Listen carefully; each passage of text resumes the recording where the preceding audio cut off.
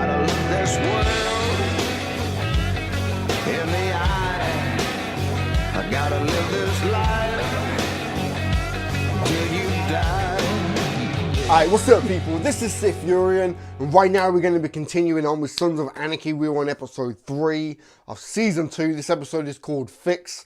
Super quick recap because I'm going to try and binge watch a few episodes today. Try and get a minimum of 2 in. It's not really binge watching, but I've got loads of other stuff I need to film today. But yeah, so last episode, we're dealing with the after effects of what's happened with Gemma. Like I said last time, I think her character at its core is going to be changing now. I feel like she's going to stay this badass, strong character, but she's going to be more vulnerable.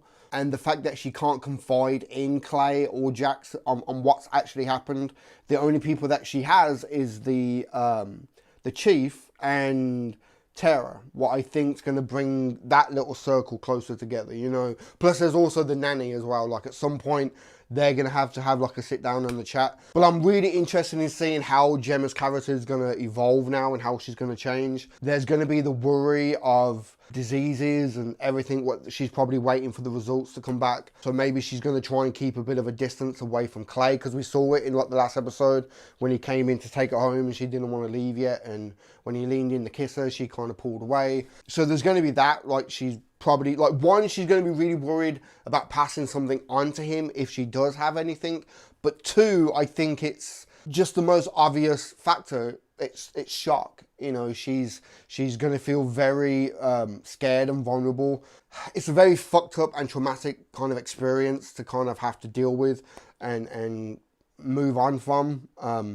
Like, it's been a week or so since I watched that scene, and it's still like just so fucked up.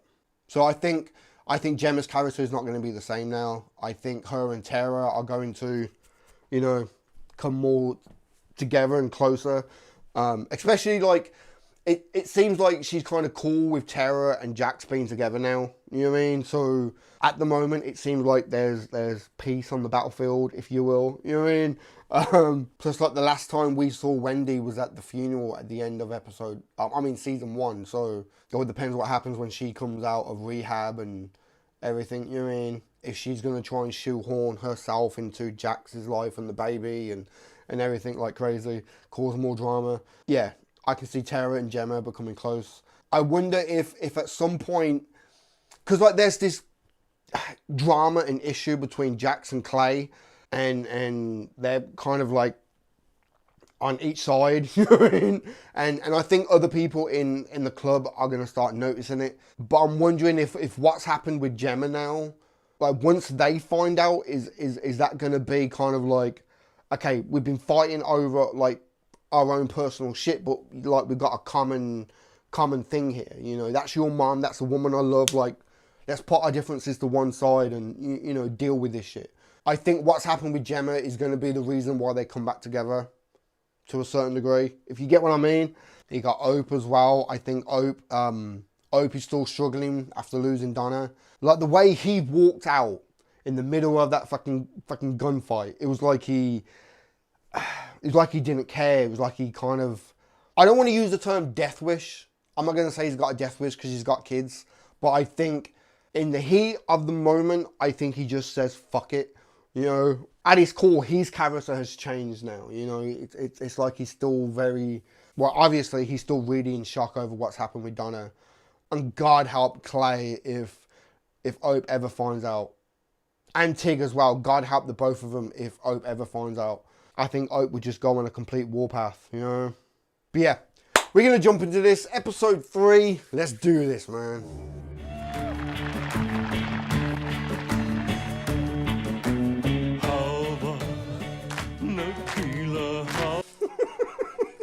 Oh my God, Bobby.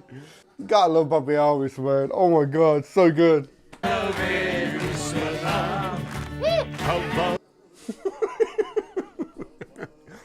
yeah. Yeah, harder.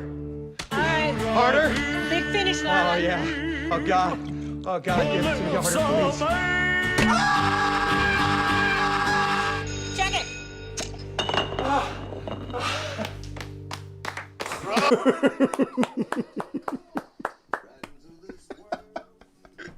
Oh my god. Wow, okay. I don't even want to comment on it, man. Starting to become a habit. It's been like 3 weeks I since still got a lot of pain. You should go see the doc. Just need some time. How much time? I gotta get to the office. I'm trying to talk to you here. Since when do you want to talk? So it's been 3 weeks, right? Our church got a group for victims of sexual assault crimes. Hey, it's out of charming.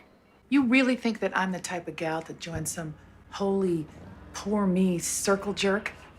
Just a thought. You take care. On and be Oh, shit. okay. Yeah, I'm fine. Was he overhearing that conversation then?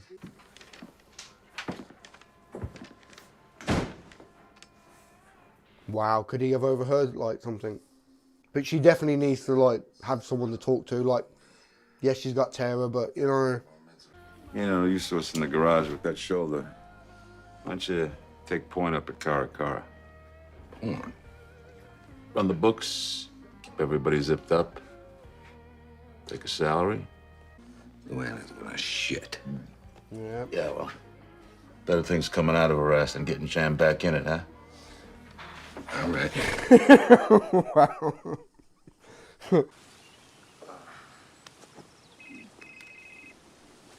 It's you.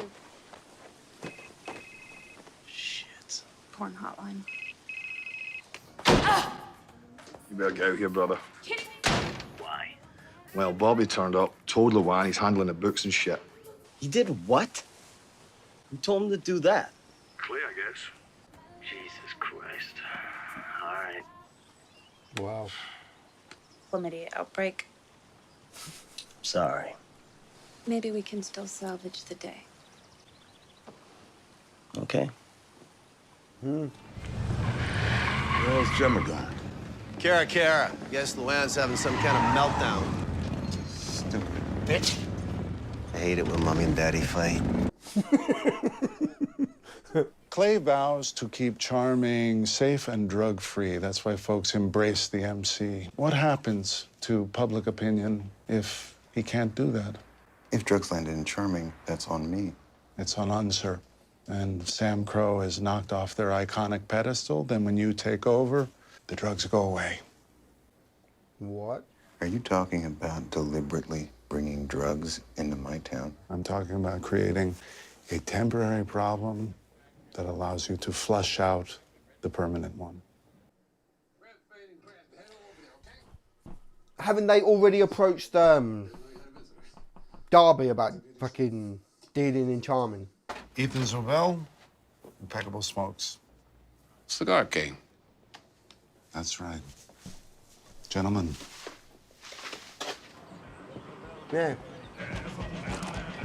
He already is fucking cooking up. Shouldn't you be polishing that bike, sweetie? Jax likes it nice and shiny. The fuck? Just gotta concentrate on doing what you do. Let us do it. Where the hell you been, Ima? This is your movie. I've been shooting around your shit all morning. I had to detour, okay? I think Georgie's following me. Georgie ain't that stupid. Georgie's psycho. What he did to Lila could do to me. Look, I want Jax protecting me. Oh, what a bitch. You know how easily I dry out under stress. Jack? What a little bitch. She's got a thing for you. So just play along, calm her down. She's our biggest draw right now. There was me at the start saying that Wendy might come in and try to put her in between her and Jax. Like, is she gonna try, like... I'm so freaked out. I was terrified. I didn't know what I was gonna do. Like, if he's just there just to do the books, why is she freaking out so much, you know? Like, I get it, it's her business, but... She's my friend. She needs to talk. Oh, so when she wants to talk, you what?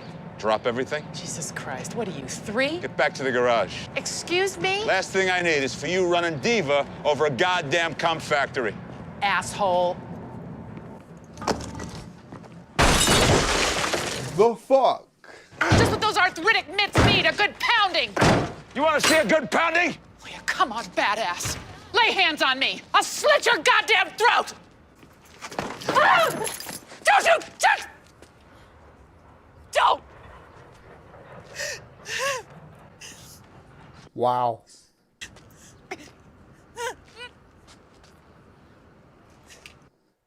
Wow. He just completely freaked out as soon as he, like, oh my god. I need for you to take your shit somewhere else. No one deals in charming. Why no one? Aaron. Oh shit. Whoa, whoa, oh. You and Clay. Guys are worried. I have nothing to worry about. Convince me.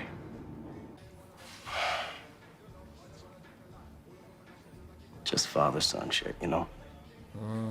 We'll work it out. It's all good. I'm not gonna lie, for a moment then I thought like Bobby was gonna say like, is it to do with Ope and what happened to Donna? Because, you know.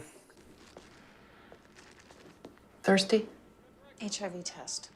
You're due. Yeah, you have to wait X amount of time, don't you? That's why I thought maybe she was just keeping a distance from Clay because... I haven't had sex since it happened. Makes sense. It's my head.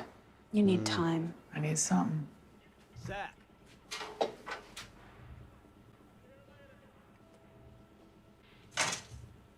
I'll see you tonight, okay? Wrap party. You good with that rubbing on Jax? I trust him. It's not him you worry about. It's them. They think he's a free dick. Gotta educate. Set the bitch straight. Others see it, everyone knows. What, like hit her? Kick, scratch, whatever. I'm not 18 years old anymore, Gemma. My catfighting days are behind me. My pee. Wow. Thanks. I love them two together around. It's just so good. Just so good. But she does need to smack that bitch up. Let the cops handle it. Only we don't tell Unsa. We tell hell. He buries the intel and know he's on Zobel's payroll. I'm telling you, man. Hale's not working for white power. Well, then he shuts down the cook shop, don't he? Yeah, and if he doesn't, we do. All in favor? It's fair, man. I'm not jerking you around, man. I convinced Clay to let you guys handle it. Do it by the book for a change. Okay, well, I'll take a ride out there. Yeah. See how it goes, man. Because I don't think he's going to bury it, of course, like... Fed him some intel on where Darby's cooker is. If he's in Zobel's pocket, they bury it. Keep an eye on him. Smart way of doing it to see if he's actually really... Well, like he's not anyway. He's Captain America, like... He ain't going to side with fucking Hydra. Then again...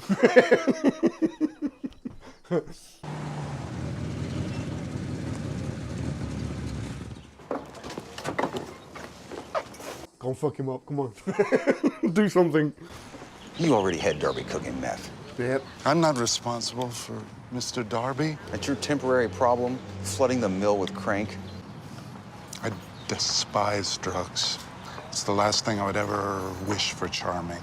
But we both know your methods for extracting the Sons of Anarchy have failed because they operate outside the law. If you're going to damage them, you have to dip into their cesspool. But the result will be the salvation of Charming. I'm on your side, Devin. On your side.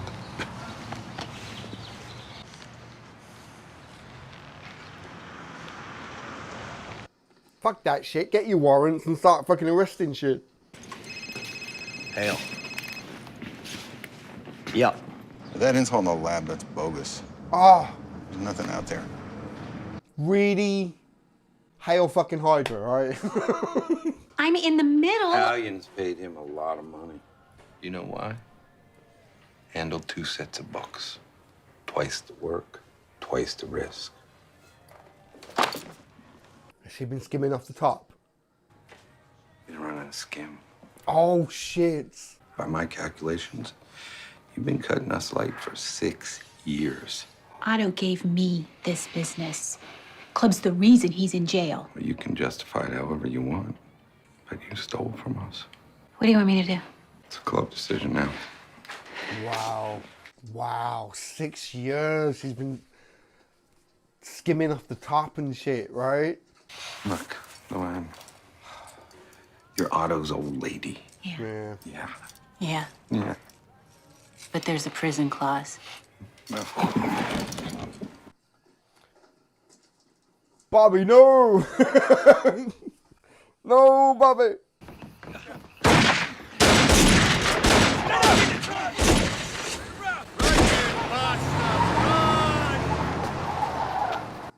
They just scared him off. Clear! Clear! Clear. Oh shit, okay. They just want to fuck up the building, right? Blow it up. Who's got the remote? Hope's not using one. What? Fuck, Psycho.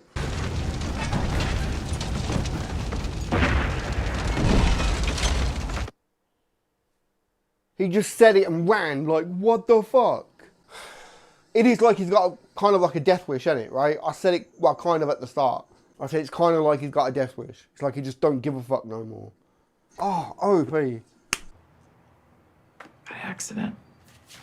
Just shook me up somehow. I don't know. I just having trouble.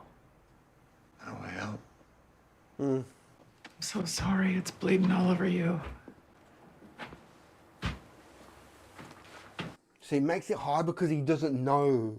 Like, if he knew, I think he would be more understanding and You know, I gotta get this. he doesn't understand it, like.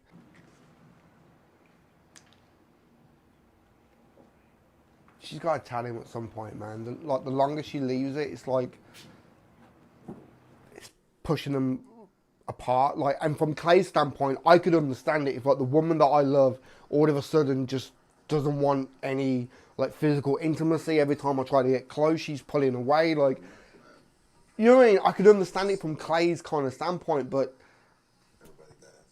I can understand where Gemma's coming from, you know? It'd be Darby's crew, right? You got wind of anything? No, nothing. And now you know. You okay there, young fella? Oh, I'm just a little sore. Guess I'm not used to sitting behind a desk.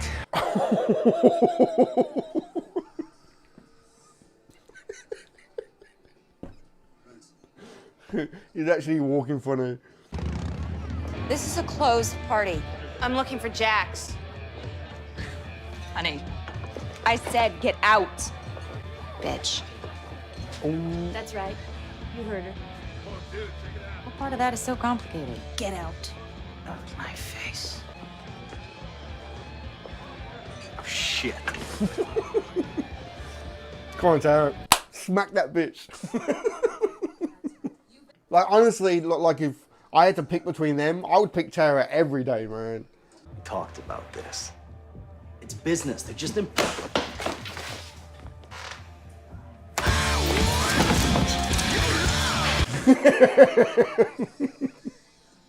Wow.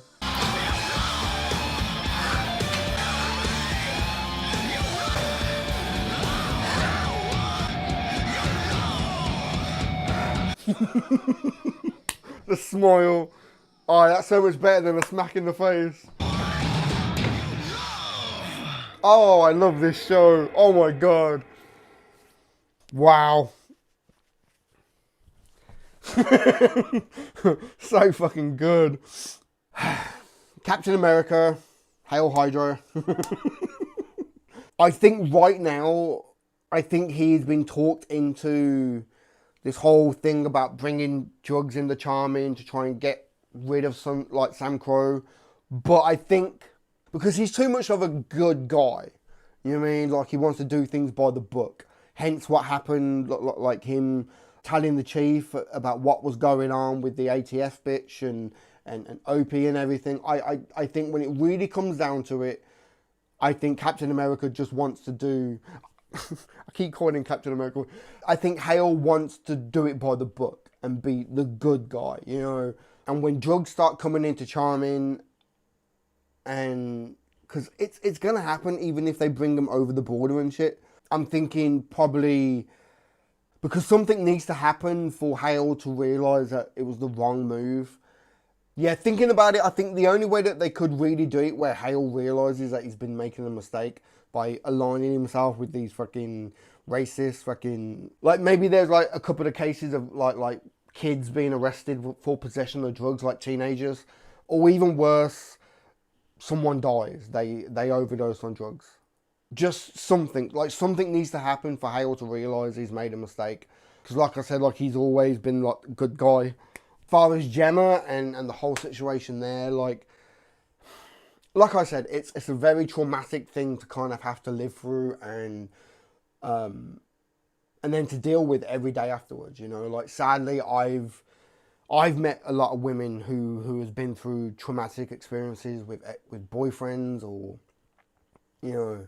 Hey, what's up, man? I know, no hat. I'm in the middle of editing this video right now, and at this point, I start going into my own personal story of a girl that I knew who was sadly raped. And while editing, I'm realizing that one, I went into too much detail, and it was her life, her thing, and I don't feel right about showing her story and stuff. Plus, at the end of like this long 15-minute fucking story, I didn't even get the point that I wanted to make across. So I figured, fuck it, I'm going to redo a little bit for you now. So I met this girl back when I was about 21, 22. She was roughly around the same age. And at first, for like the first few dates, everything was fine. And then when we started getting more intimate, she told me that she was with this guy for a few years. They had met when they were like 16 or so, and he was this big stocky fucking doorman or something, and he used to beat her and rape her. We used to talk about it, and she was very open about it. She had gone to counseling and everything, but it was okay. On one hand, I wanted to be as supportive as I possibly could, you know what I mean? As her boyfriend, I wanted to make sure that she felt safe in my arms and secure and not have to worry anymore, you know, because she used to wake up in the middle of the night more or less screaming, you know, from dreams of him and everything. So I felt this obligation to try and look after her and make sure she's okay. But like, there were times when we were being intimate, and like, yes, there's a difference between making love and fucking, you know what I mean? Like, making love is this soft romantic thing when you're looking deep into each other's eyes and you're building up and you climax at the same time. It's sweet, it's romantic, it's something that you do when you're in like a relationship and stuff, you know. But then there's fucking, you know, and everybody, men and women, we all like to fuck, you know, kind of be a bit kind of aggressive and forceful, and, you know, and there were times when like, there was times when she wanted me to be more aggressive, but because she had told me all these stories, it started playing with my head. Like, I thought I don't want to come across being too aggressive in case I do something or I hold her in a certain way that makes her think back to her ex, you know. And there was one or two times when we were in like a certain position and she would tell me to stop. She would kind of freak out, like. She would literally start having flashbacks of this one time when he came home drunk, and, you know, like, honestly, like, the whole thing is so hard, you know, not just the actual act of the rape, but it's living with it afterwards, and everyone that comes in and out of your life, you know. Like, I know a guy who's gay, but he was raped by a taxi driver. And like, this happened like 15 years ago, but even to this day, he don't like getting taxis on his own. He always has to have somebody with him. You know, it's fucked up. You know, of course, it's a real hard thing to have to live through and experience. And And as the partner, like, you try and do everything you can to try and be supportive.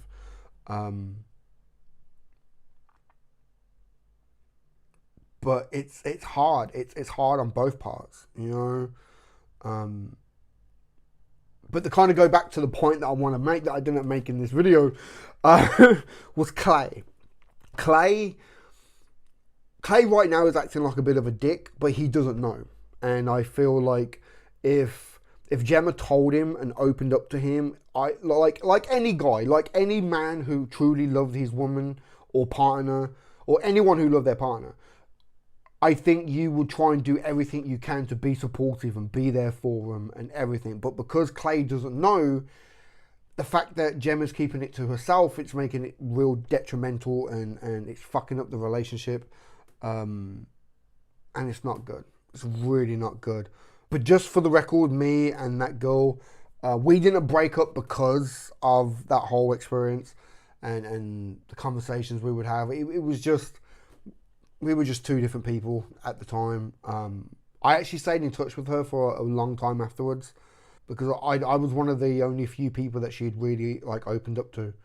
And sadly, me and her lost contact with each other when she moved away. But the last I heard about 7-8 years ago was that she had got married and that she was expecting her first baby. So she happy, you know, thank God, she deserved it.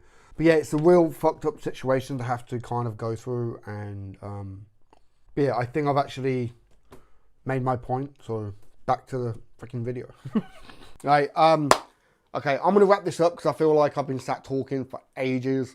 And this is going to be a bit of a nightmare to edit. But I do want to jump into episode 4. Plus there's other stuff that I want to film today. So yeah, for now...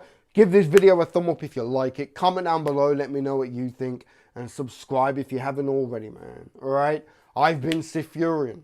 I'll catch you in the next one, man.